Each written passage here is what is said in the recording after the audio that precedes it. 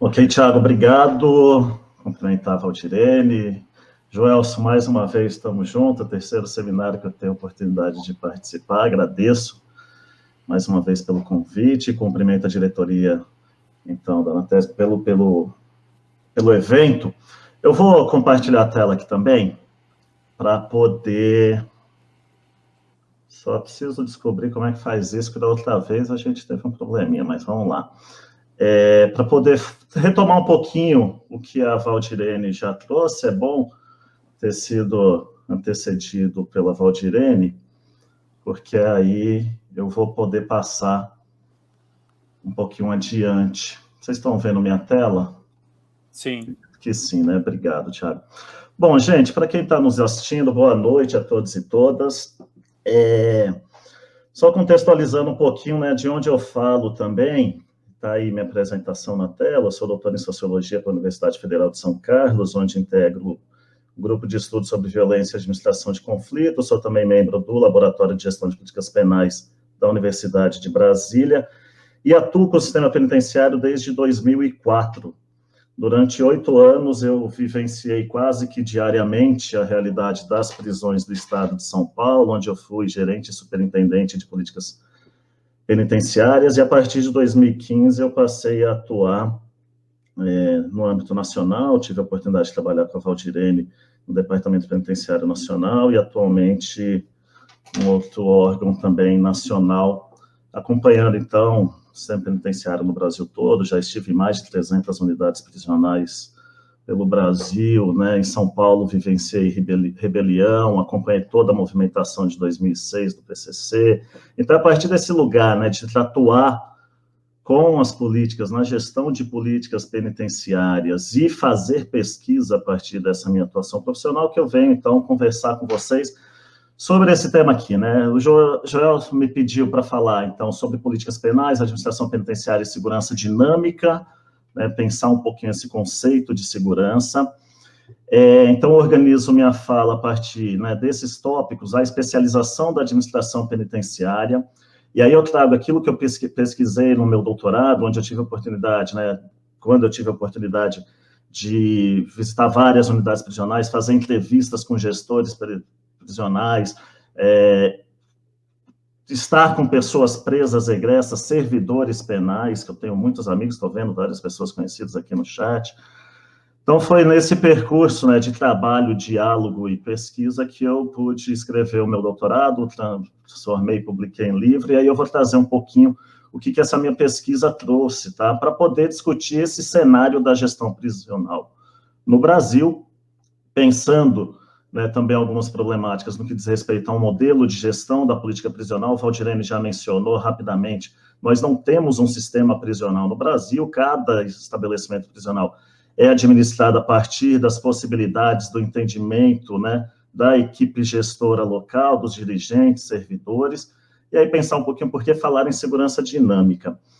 Eu vou passar essa parte aqui, Valdirene já trouxe o conceito de políticas penais, mas queria só destacar, né, esse miolinho aqui, porque a gente está falando de um sistema que não é subordinado à segurança pública, e a gente precisa entender historicamente como é que a gente criou essa concepção de que prisão é algo subordinado à segurança pública. Sim, possui interface, é claro, a gente está lidando com um equipamento público cuja finalidade, descrita no artigo 1º da Lei de Execução Penal, é cumprir a sentença, mas também na perspectiva de preparar o indivíduo para o retorno harmônico à sociedade. Sabe-se lá o que é harmonia, né? O que seria esse retorno harmônico. Mas a Lei de Execução Penal diz isso. E aí a Valdirene já explicou, né, a prisão surge num momento histórico, ela vem, né, por uma perspectiva do que se chama e que se compreende como justiça para executar uma ordem judicial. Só que a Lei de Execução Penal vai trazer, a partir de uma perspectiva que não é uma jabuticaba brasileira, mas é aquilo que se discute mundialmente, trazer a perspectiva de que o estabelecimento prisional é algo que deve estar em interface direta também com as políticas públicas. Então, quando a gente está falando de políticas penais, a gente está falando de algo que tem interface com o sistema de justiça, mas também com o de segurança pública e com as políticas públicas. Então, essa perspectiva de uma cisão entre segurança e garantia de direitos é algo que a gente precisa compreender também como é que isso foi se construindo ao longo da história, porque não é algo dado e nem inevitavelmente necessário, né? É algo que pode ser discutido, transformado, e a gente tem práticas no Brasil e no mundo que mostram isso, né? Bom, pegar um pouquinho de história, gente, mas vou tentar ser breve para não ser cansativo. Como é que vai surgindo isso que a gente vai hoje chamar de administração penitenciária, de gestão prisional? A gente pode dizer que isso foi se constituindo a partir de um jogo de forças entre dois esquemas de pensamento que eu vou chamar, então, na minha pesquisa, de dois ordenamentos. Aqui tem ali uma discussão teórica, né, falar um pouquinho sobre Michel Foucault, alguns caras assim, que eu não vou me aprofundar, mas a gente tem a constituição de um campo da justiça no Brasil, que sempre foi uma justiça elitista, uma justiça bacharelesca, que construiu uma perspectiva de direito muito assentada sobre uma estrutura racial. Valdirene mencionou um pouco isso, né? Como é que a gente vai mudando a concepção do que é crime, de quem é o criminoso, a partir de uma estrutura racial e de classe, mas constituiu o campo do direito, que se consolida na lei de 1984, quando vai dizer que as pessoas privadas de liberdade são sujeitos de direito ao trabalho, à educação, à assistência social, e daí por diante. Só que, paralelamente, a gente vai tendo a constituição também do campo da segurança, cujos saberes e práticas são forjados a partir das práticas policiais, práticas essas que são seletivas até hoje e que são operadas sempre numa perspectiva de fazer com que o direito não possa ser, de fato, efetivado. E aí a gente constituiu, né, o que eu vou chamar, então, de uma burocracia penitenciarista, cuja principal especialidade é entender os limites de efetivação do direito e os limites também de não cumprimento do direito. A gente sabe, né, para dizer na linguagem de cadeia, que para tocar a cadeia, para a cadeia andar, a gente não pode cumprir com tudo que está previsto na lei de execução penal, mas a gente não pode violar de forma tão ostensiva esse direito, porque senão a cadeia vira. E aí surge esse terceiro ordenamento, que é o ordenamento do crime. O Sapori já trouxe aqui, mas eu vou um pouquinho mais adiante para dizer assim, hoje não existe um lugar no Brasil em que a preocupação com o crime não seja um ingrediente, um componente fundamental da gestão prisional, e a gente vai ver isso com dados mais adiante. Então, a gente tem esses três ordenamentos disputando legitimidade, e ao disputar legitimidade, é isso que vai conformando o modo como hoje nós administramos as prisões no Brasil, cuja manifestação mais interessante que eu tenho visto é essa perspectiva da automação. Ah, vamos automatizar as celas, que isso cria mais segurança. Não, eu, em 2012, alguma coisa por aí, eu entrevistei um diretor de presídio em São Paulo, que ele falava assim, Felipe, a automação é a última jogada do Estado para entregar de vez a gestão dos ambientes de convívio para o PCC. Porque se o Estado não entra mais naquele lugar, quem é que administra aquilo lá? Quem é que define que se a pessoa que chegou vai dormir na praia ou na burra, entendeu? Se vai estar no chão ou em cima de uma cama. Para que cela que aquela pessoa vai? O Estado abriu mão de fazer isso. E o Estado hoje controla quem entra e quem sai das unidades prisionais a partir de um jogo aí de interação entre segurança e justiça. Mas o dia a dia da gestão prisional, a gente sabe que o componente crime, ele é fundamental.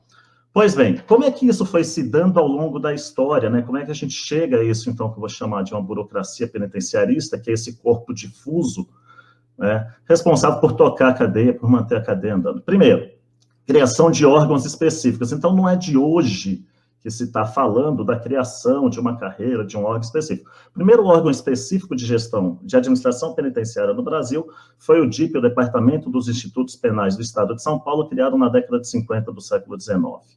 Isso sendo criado em decorrência de uma experiência à vida na transição do século, aliás, do século XX, saiu da década de 50 do século XX, em decorrência da transição do século XIX para o XX, quando se começou a especialização de cargos e contratação de profissionais para a penitenciária do Estado de São Paulo, que foi considerada uma penitenciária modelo, cujo método de intervenção científica cirúrgica, com um dispositivo médico legal bastante forte, deveria dar conta de ressocializar, né, de reabilitar os criminosos. Pois bem, acho que a gente tem que ter como ponto de partida entender que a prisão, Valdirene já trouxe isso um pouco, mas a prisão é uma grande falácia.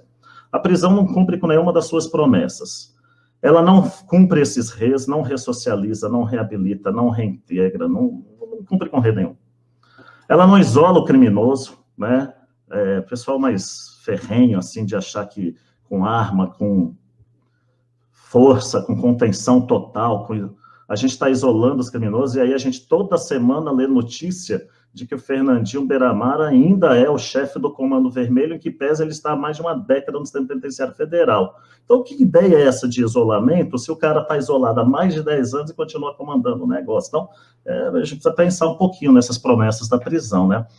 A prisão não isola, a prisão não previne novos crimes, né? E a gente tem visto cada vez mais que passar pela cadeia significa construir uma caminhada. E é assim, construindo a caminhada, que as pessoas são reconhecidas do chamado mundo do crime. Ou seja, a prisão não é nenhuma inibição, não é uma fronteira a partir que eu não quero ultrapassar. As pessoas, né, classes, segmentos específicos da nossa sociedade, que são criminalizados e perseguidos pelas políticas de segurança, passam pela prisão, retornam à prisão reiteradamente, e isso não é um problema na vida delas. Pois bem, especialização de cargos com essa ideia de um conjunto de intervenções cirúrgicas que iria reabilitar os criminosos, isso sempre foi um fracasso. A gente tem, a partir das experiências do Rio Grande do Sul, né, depois São Paulo, Rio de Janeiro mais recente, aí todo um investimento do DEPEN também para a criação das escolas de formação. Opa, então a gente está falando aqui de criar saberes que são próprios de um campo, né? E aí tem uma noção de campo também que a gente poderia discutir a partir do Pierre Bourdieu e tal, mas é o seguinte, a gente está falando que a administração penitenciária exige corpo profissional, saberes e práticas que são específicos, que não podem ser importados e incorporados automaticamente, nem do campo da justiça, nem da segurança pública. Chegamos à LEP, né, original, em 84, e todas as suas alterações posteriores, que vão sempre trabalhar nesse jogo, uma série de mudanças de endurecimento penal, tivemos isso com o chamado pacote anticrime, então todo o endurecimento penal, mas paralelamente a esse endurecimento, a gente vai tendo um conjunto de novas normas de garantia de direitos, como diretrizes nacionais para oferta de educação em prisões, política nacional de trabalho, e daí por diante. Ou seja, a gente está falando, ao mesmo tempo, a gente amarra o negócio e cria direitos, porque esses direitos não são efetivados exatamente. Aí a gente vai ter, a partir da década de 90, principalmente, esses processos de interiorização que ocorrem no Brasil inteiro, né? Os estados vão interiorizando, construindo unidades prisionais em lugares onde não chegou o centro de saúde, onde não chegou um centro comunitário, onde as escolas são deficitárias, né? Mas a prisão se torna um instrumento de geração de trabalho e renda de desenvolvimento local. A gente tem cidades, eu já entrevistei prefeitos, por exemplo, que falavam assim, eu falava, prefeito, a usina aqui é a maior fonte de recursos da cidade? Não, não é não. Eu falava, tá, é a prefeitura. Eu falava, não, Felipe, é a prisão. Então a prisão se transforma também num grande mercado, por isso que a prisão é um sucesso, longe de falar. Olha só, se a prisão não cumpre com suas promessas, por que ela só cresce? Né? Porque ela é um sucesso para outros fins que não são aquelas promessas que ela propugna.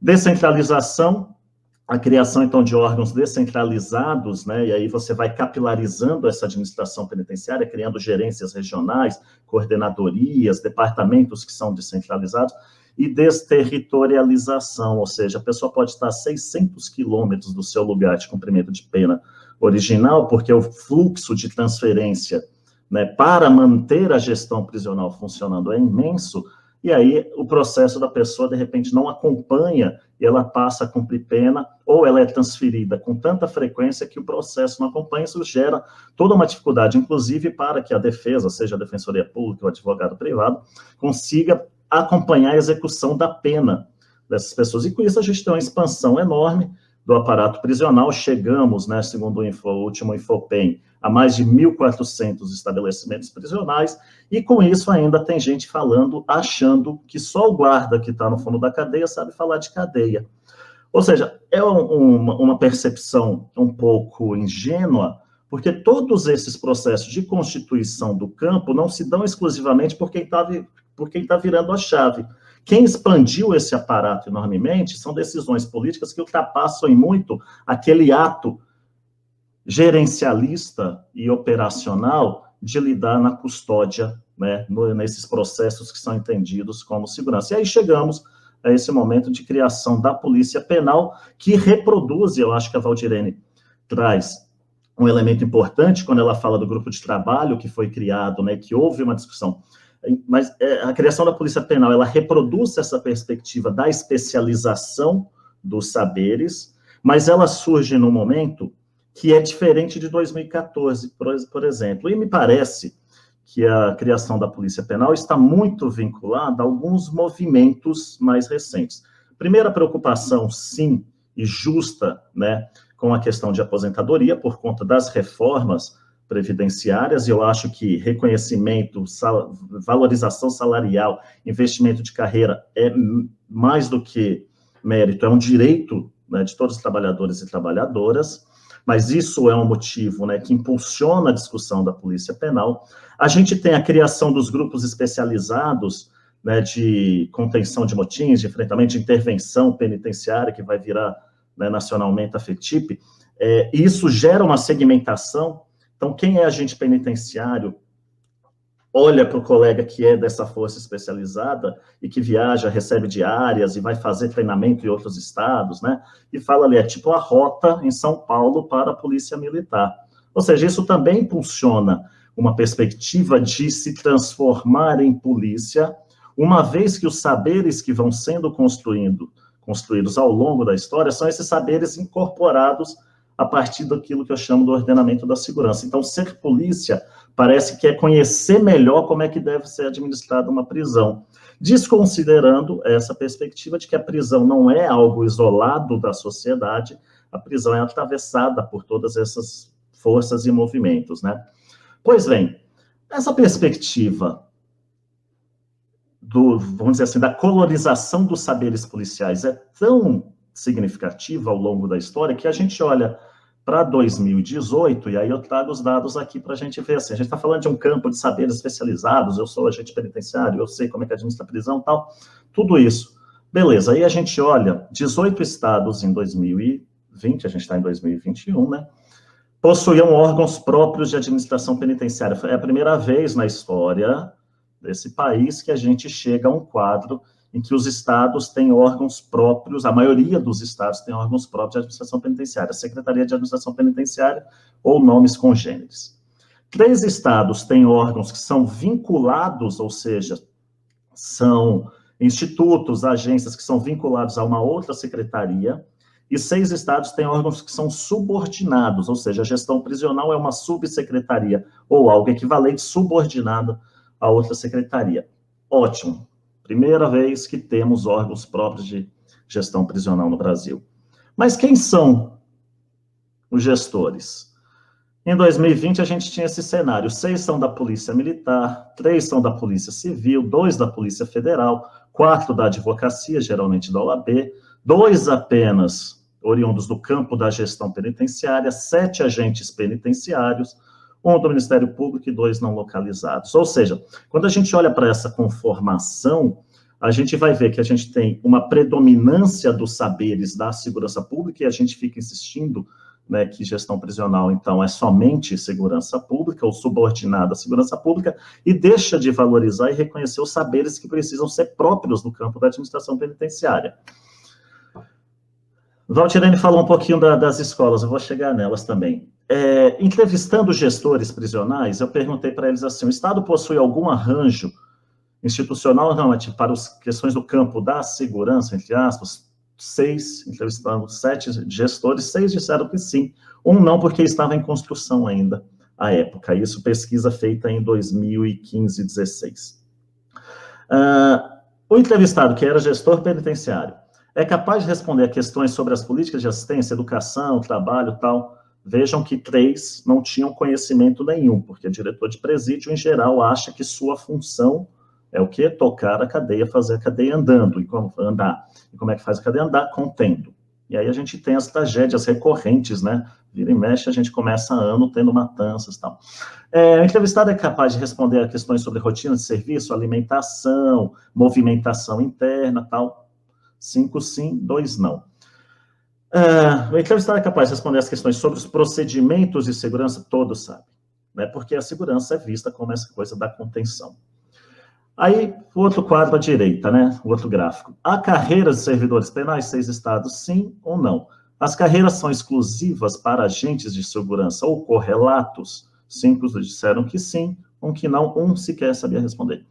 Há algum grupamento especial de agentes de segurança? Esses grupos de intervenção, 5 estados possuíam, 2 não. Então, a gente percebe que a lógica como é vista a gestão prisional é sempre essa lógica a partir daqueles saberes que lá na virada do século XIX para o XX iam determinando como é que deveriam funcionar as unidades prisionais. Por isso essa predominância, né, de atores do campo da segurança, e por isso a gente fica reproduzindo, né, essa fala de que gestão prisional, de que política prisional tem que ser algo subordinado à segurança pública. Mais uma vez, eu acho que é importante, mas digo, tem interface com o sistema de justiça, tem interface com as políticas públicas. Aí as escolas de servidores penais.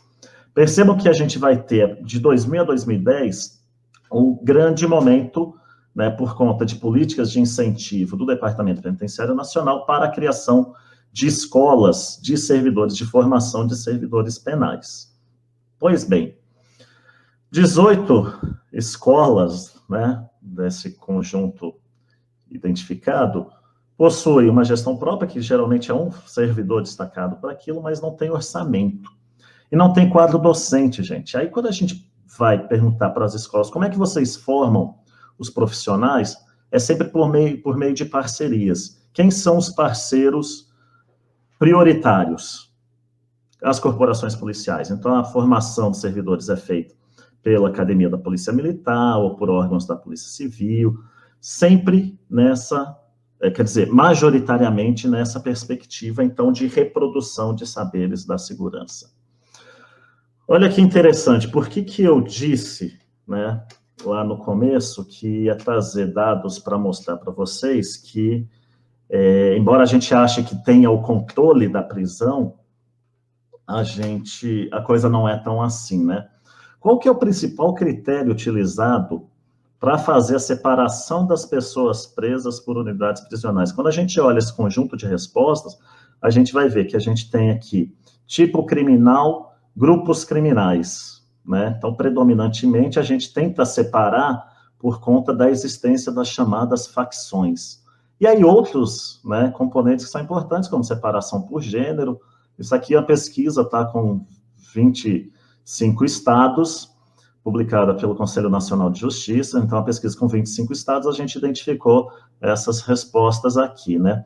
Questões de saúde mental, porque as pessoas são enviadas para os hospitais de custódia, né? E aí, separação de mulheres por gestão e maternidade. Mas a gente acha que a gente tem o controle de quem entra e sai da prisão, né? Mas esse controle é efetuado pela existência desse ordenamento do crime, que é quem administra o dia a dia, né, dentro das unidades prisionais. Pois bem, o Departamento Penitenciário Nacional, Valdirene mencionou, fez aquele grupo de trabalho com agentes penitenciários, e na sequência também, numa parceria com o Programa das Nações Unidas, foi realizada uma série de consultorias, e uma delas foi para a elaboração de um modelo de gestão da política prisional, considerando aquele dado, né, de que mais de 1.400 estabelecimentos prisionais, cada qual gerenciado conforme entendimentos e possibilidades da sua equipe de dirigente local. Esse material está publicado no site do Conselho Nacional de Justiça e também do Departamento Penitenciário Nacional, se divide em 3 cadernos, né, dessa forma que aparece na tela. Eu vou avançar por conta do meu tempo. Mas ali no modelo de gestão é trazida uma outra concepção de segurança, que a gente fala sobre segurança dinâmica. E para resumir, por conta do meu tempo, eu vou dizer o seguinte: todo mundo sabe que o começo de relacionamento, a gente fica meio inseguro. Pô, se eu fizer tal coisa, como é que, né, o parceiro ou parceira vai entender e tal? Mesma coisa com filhos, né? Ninguém nasce com a receita de como ser pai ou mãe e tal. Mas com o tempo e com a proximidade, com o convívio, a gente vai criando hábito, né? O hábito, teve um filósofo chamado David Hume, um cara lá da modernidade, ele ele dizia o seguinte: o hábito é aquilo que nos permite prever acontecimentos futuros, né? Ou seja, quanto mais eu convivo, quanto mais eu conheço as pessoas, mais eu consigo prever como é que elas agem e reagem em determinadas situações. Quando a gente está falando de automatizar celas, pavilhões e o Estado, né, simplesmente não entra mais naqueles lugares, a gente está dizendo que a gente não tem previsibilidade alguma sobre o comportamento daquelas pessoas. O conceito de segurança dinâmica, ele está ligado a uma outra perspectiva, que é exatamente o contrário dessa que se busca, né, do contato zero, do contato mínimo, mas propõe que funcionários compreendam que o fato de interagir com os presos usando o tratamento humano justo aumenta a segurança e a ordem dentro da prisão, que o fato das pessoas se conhecerem aumenta a previsibilidade e, portanto, permite estabelecer rotinas seguras para as pessoas em privação de liberdade, para os funcionários, para as pessoas que entram pelos diversos motivos para visitar as unidades prisionais. Então, a segurança dinâmica diz respeito a manter um bom relacionamento com as pessoas privadas de liberdade, conhecer seus modos e temperamento, ou seja, significa a gente garantir a execução daquilo que está previsto na lei de execução penal, garantir a oferta das assistências, garantir rotinas que permitam às pessoas ir à escola, ir ao trabalho, e garantir que a gente saiba como essas pessoas se comportam no seu cotidiano. Essa é a perspectiva que vem posta, né, no conceito de segurança dinâmica, que não é uma coisa, né, que nem eu e nem o NODC, que traz esse caderno, né, sobre segurança dinâmica e inteligência prisional, a gente não tirou da cabeça, não. Isso está implícito em práticas existentes no Brasil e no mundo, né, em várias unidades prisionais. Aí eu trago alguns desafios para pensar essas questões todas, né, para falar da polícia penal. Como será? Se a gente está falando de polícia, gente, a polícia tem que estar submetida a controle externo da sua atividade. Embora a gente saiba que o controle externo da polícia no Brasil, né, ele é bastante falho, já visto o que a gente vê, né, semanalmente, a polícia, né, uma das polícias mais violentas do mundo, mas a gente está falando também que essa polícia precisa estar sob controle externo do Ministério Público, da sociedade civil, né? Então, como é que será exercido esse controle externo da nova atividade policial? Qual o status dessa nova polícia? A gente sabe, né, que a polícia civil sofre e a polícia federal é vista como uma grande polícia, e a gente olha para o policial civil, né, e fala assim para o policial, o guarda municipal, né, as pessoas olham e falam, olha lá o guardinha, né? Qual que vai ser o status dessa polícia? Vai ser uma polícia, né, dessa? Eu acho que o Sapori já chamou um pouco a atenção sobre isso, né? Que representação social se espera para essa polícia? É uma polícia violenta, como é reconhecida a polícia militar? É uma polícia desestruturada, como é reconhecida a polícia civil? E aí eu trago uma outra questão. Hoje de manhã eu estava num debate sobre policiamento do Instituto Nacional de Estudos e Administração de Conflitos, e o que se discutia com a presença de coronéis da PM, tudo, de policiais civis, é exatamente a necessidade de reformar as polícias, porque as nossas polícias hoje são extremamente violentas e ineficientes, né? A gente não prende, não investiga, por exemplo, os crimes de homicídio são pouco investigados, né? E a gente fica prendendo aquela molecada que está fazendo aviãozinho de droga na esquina, pequenos furtos sem violência, porque é uma polícia ostensiva, né, e que morre demais também, o que é pior. Então, a polícia que está colocada o tempo todo em conflito, em confronto, e aí o mundo todo está discutindo reforma policial nos Estados Unidos, né, por conta dos últimos acontecimentos, né, discutindo a reforma das polícias, investindo em outras perspectivas de como produzir segurança pública que não seja pelo confronto. Aí a gente está também fazendo essa discussão sobre reforma policial, e aqui, no campo da gestão prisional, que é um campo, eu quero insistir isso, que tem que ser visto como um campo próprio de saberes, de práticas, com corpo profissional qualificado, com reconhecimento público, com reconhecimento salarial, com carreiras específicas, plano de cargos e carreiras, tudo, a gente está falando de virar polícia. Então, qual que é o lugar dessa polícia, né? E como é que ela vai se estruturar? E aí, por fim, então, né, esse questionamento, se é possível pensar em outros modelos de segurança, não assentado somente sobre o uso, o exercício da força policial. Com isso, então, eu encerro a minha fala. Joelson, agradeço mais uma vez e fico à disposição, então, para o debate. Agora, só para saber como é que eu saio daqui.